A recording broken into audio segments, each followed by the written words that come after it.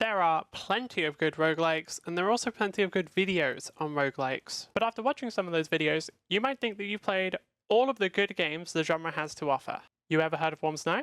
And if anyone is going to comment, oh, but isn't that just water? I made that joke like a year ago, you are not funny. You may be wondering, if this game is so good, why haven't I heard of it? That is because Warm Snow is a bit of a mess.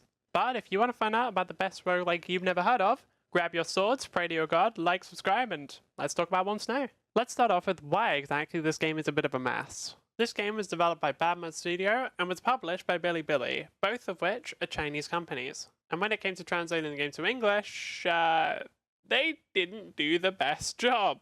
The quickest example I can give of this is when you try and leave the game, you're asked to either cancel or confer.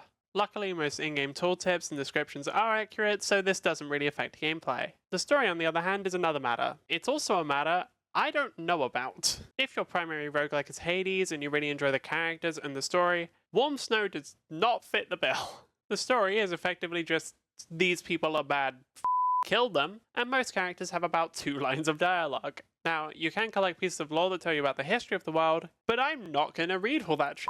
And the final reason why this game might have flown under the radar is because of the graphics. They're not bad, but to be honest, that's kind of the problem. The graphics for this game are just fine, outside of certain animations and areas which I think look really cool, and hopefully I can be able to put them on the screen. But the game doesn't stand out that much. It doesn't pop. It isn't going to grab your attention, which sucks, because to be honest, it really deserves it, because it does one thing really goddamn well, and it's probably the only thing that actually matters in gaming: the gameplay.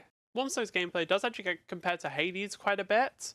I personally prefer Warm Snow's, but I'm pretty sure that's mostly just because it's faster. The basics of the game are pretty basic. You move around, you dash, you swing your sword. Where things get a little more interesting is with your flying swords. You have a limited number of flying swords which you're able to throw at enemies. Once you've thrown them, they'll stay either in the ground or in the enemy until you pick them up or use sheath. When you use sheath, all the swords are pulled back to you, dealing damage to any enemies that are on the way. You also have a sort of ultimate ability, affected by whatever relics you're holding. We will talk about relics later. Now, you may think that sounds incredibly simple, and you'd be right, it is. The combat for this game is not super deep or strategic, it is just hit and don't get hit. And since it's very responsive, fast-paced, and honestly just feels really good to play, that's all it needs to be. And one of the biggest reasons why it doesn't need complex combat is because of the enemies. Every area has the same fodder enemies that just swing on you, but they also all have their own unique enemy design that fits the region. The outskirts have pigs, the magic zones have statues that make everyone invisible, the tech zone has laser turrets, and the final zone has abominable amalgamations of death and rot that are an affront to whichever gods haven't yet abandoned this land. In terms of boss fights, each area has one mini-boss and one final boss. The mini-boss can be one of 2 enemies, the final boss would always be the same. The last piece of enemy design that I want to talk about is something that I think is integral to the game, but actually tends to get overlooked a bit, and that is how every single attack in the game is choreographed. Now, even if you're someone who's played the game before, you might not notice this, because it just ends up seeming completely natural when you play. But when you think back on it, you'll probably notice that every single attack either has an indicator or a wind-up or some way of letting you know exactly what's about to happen. Now, since this is a roguelike, you may have to learn some of these indicators the hard way, but they are definitely there, and once you know what to look for, they're incredibly easy to see. And this helps alleviate what I consider to be one of the bigger issues with roguelikes, especially when you're playing them at a higher level, which is sometimes you just die to things that are either random or unlucky, or just generally make you feel like the game screwed you over. Don't get me wrong, it'll probably still happen, but that's because it's a skill issue.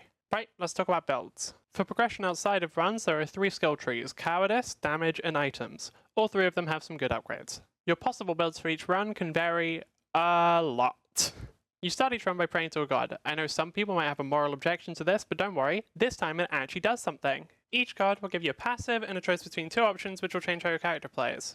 For 5 out of 7 of the gods, one option will be to enhance your flying swords, and the other option will be to either remove or change your flying swords in a way that enhances the rest of your kit. There's the basic who just increases your numbers, and then the other 4 are related to one of the 4 elemental damage types: fire, ice, lightning, and poison. The other 2 are a little bit weirder. Infinite Ahad turns your flying swords either into a fully automatic weapon with a heat gauge, or into a minigame where if you release it with the correct timing, it shoots out a laser. For Shadow Walker, both options will get rid of your flying swords, but one option will give you a parry, the other will give you a dash, and both options give you a bunch of other stuff which I am not reading. During a run, you can pick up 3 different types of items: weapons, relics, and books.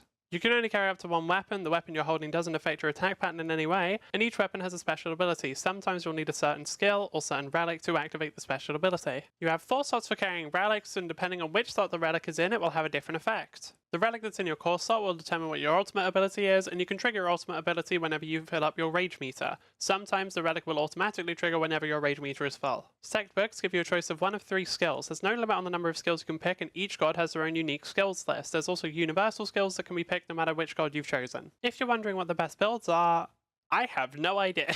Every single god, weapon, item, and skill in the game can be part of some ridiculously broken combo, and those insane god builds really aren't that hard to get and become even easier to find once you know what you're looking for. There are broken builds for every element, every debuff, healing, shielding, hybrids between all of them. There's a relic that gets stronger when you don't have any other relics. You want to be Zenitsu from Demon Slayer? Cool. You want to cover your entire screen in fire?